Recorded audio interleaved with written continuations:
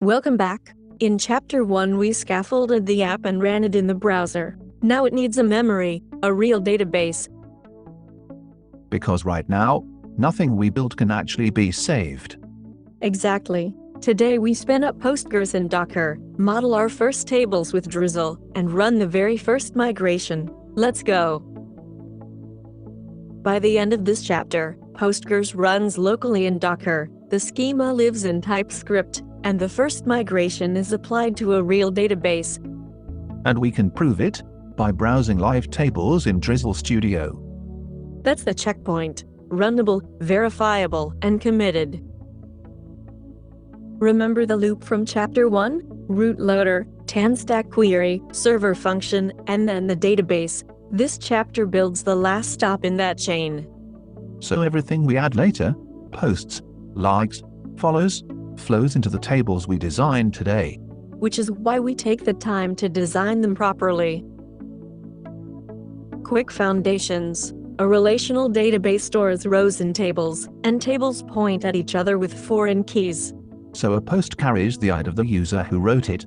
That single column is the relationship. Exactly. Users, posts, likes, follows, the whole product is just tables pointing at tables. First decision, why PostgreSQL? There are a lot of databases out there. A social app is relational to its core. Users write posts, posts get likes, people follow people. Postgres models those relationships with real foreign keys and constraints. And it's boring in the best way, decades of production use, and it runs anywhere. Drizzle is our bridge between TypeScript and Postgres. We describe tables and code, and every query comes back fully typed. No code generation step, just TypeScript inference. Right, and it stays close to SQL, so everything you learn here transfers to any database work you do later. It also generates our migrations, which we'll see in a minute. We run Postgres in Docker, and there's one big reason. Everyone following this course gets the exact same database, with one command. No local installs, no version drift, and if it ever breaks, you just delete the container and start fresh. Disposable infrastructure.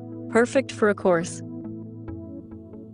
Time to write some code. At the project root we create docker-compose.yml, one service named DB, running the official Postgres image, always restarting, with a bit of shared memory. The environment block sets the password and creates a database called mydb, and port 5432 maps straight to our machine. We also add Adminer, a tiny web interface on port 8080, so we can peek at the database from the browser. First, let's make sure Docker itself is ready. We check the Docker version.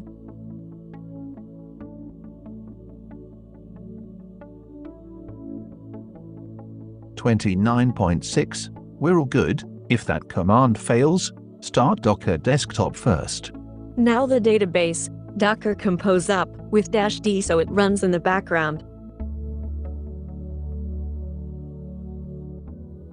And both containers are running instantly, Postgres, and Adminer right beside it, exactly as the compose file describes. Docker ps to confirm, there they are, Postgres on 5432 and Adminer on 8080.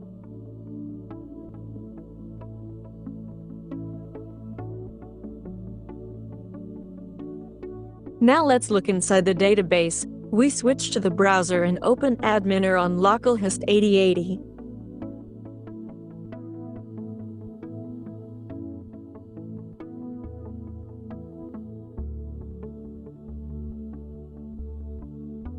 We log in with the credentials from the compose file, server DB, user Postgres, password example.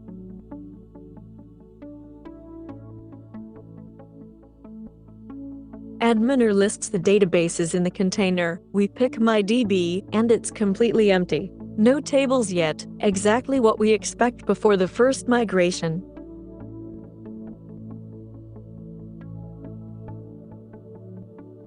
What are the classic ways this goes wrong?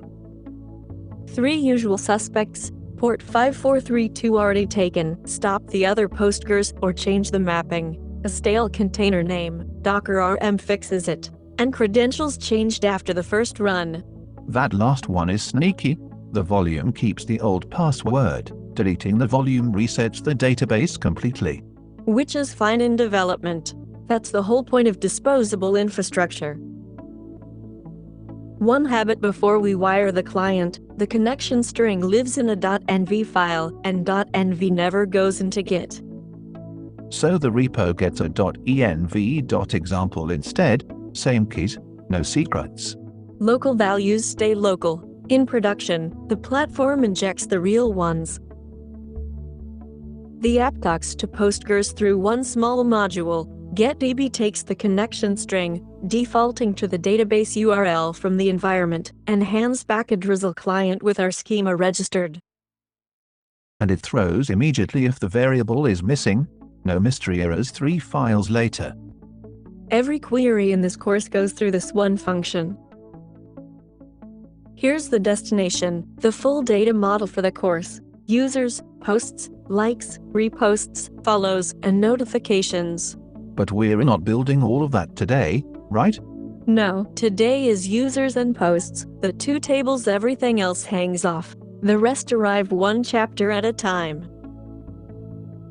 Now the schema. src/db/schema.ts. The users table gets a UUID primary key that generates itself, a name, and a unique email.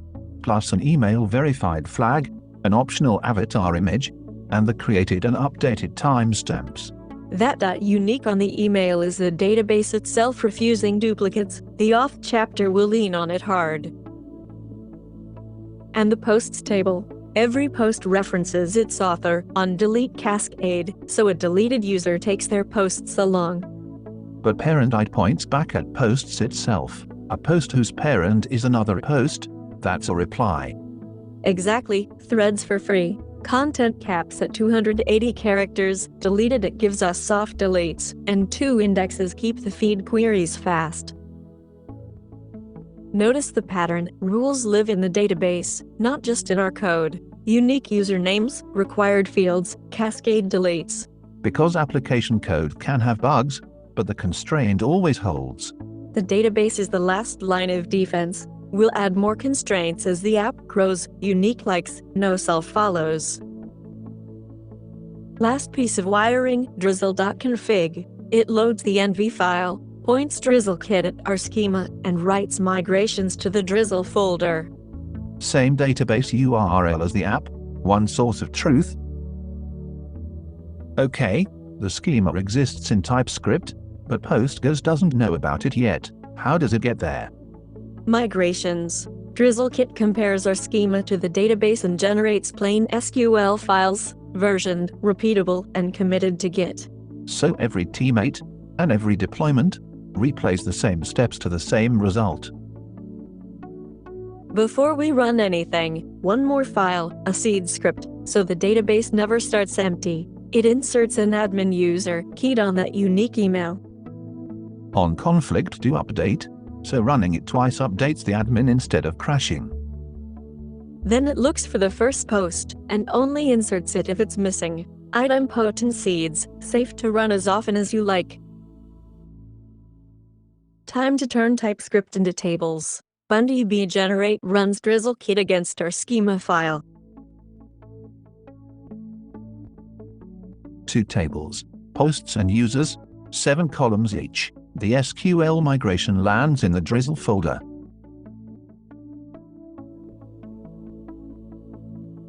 Now we apply it. BunDB migrate connects to the container and runs the SQL.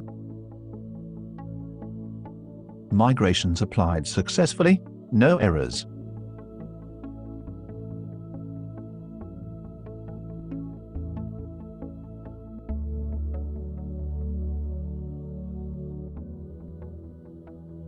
Let's verify that in Adminer. We log back in and open the schema.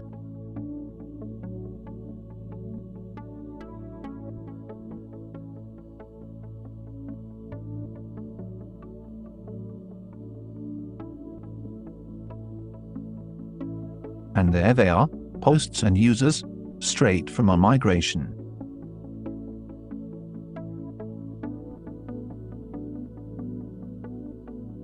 Select the users table, no rows yet. The structure exists, but the data doesn't.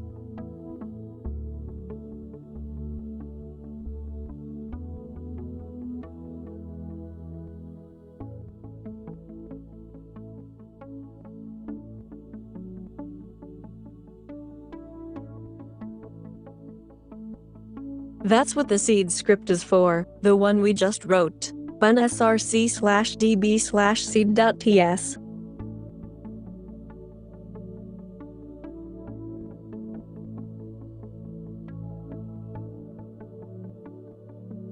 It upserts the admin user and the first post, done in about 10 seconds.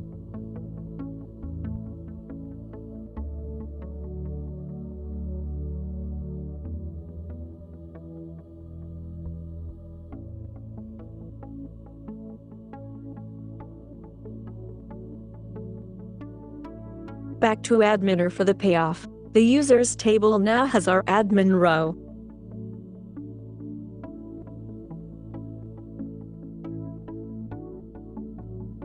And posts has the first post, linked to the admin through the author-id.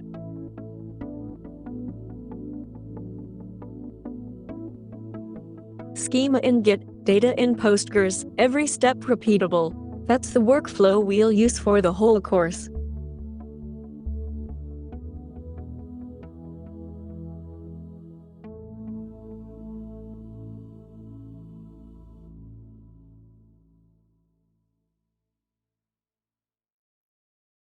One more tool before we wrap. DB Studio starts Drizzle Studio, Drizzle's own database browser.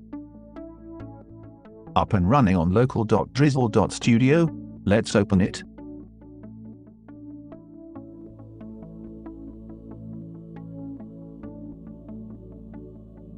There's our data, the users table, with the admin row the seed created. And the structure view shows everything we wrote in TypeScript, columns, constraints, and both indexes. Same for posts. There's the first post, author-id filled in, parent-id null. Adminer or Studio, either way, the database matches our schema. That's the Chapter 2 checkpoint.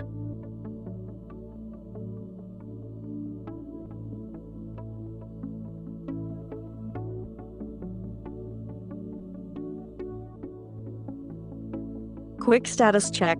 Postgres runs in Docker, the schema lives in code, the migration is applied, and Studio shows live data. Committed. That's the Chapter 2 checkpoint in the repo. And that's Chapter 2. We chose Postgres and Drizzle, containerized the database, designed users and posts, and ran the first migration. With constraints in the database itself, and one type client for the whole app. Next up, Chapter 3, authentication. Better auth moves in, sign up, login, and real sessions stored in Postgres. See you there.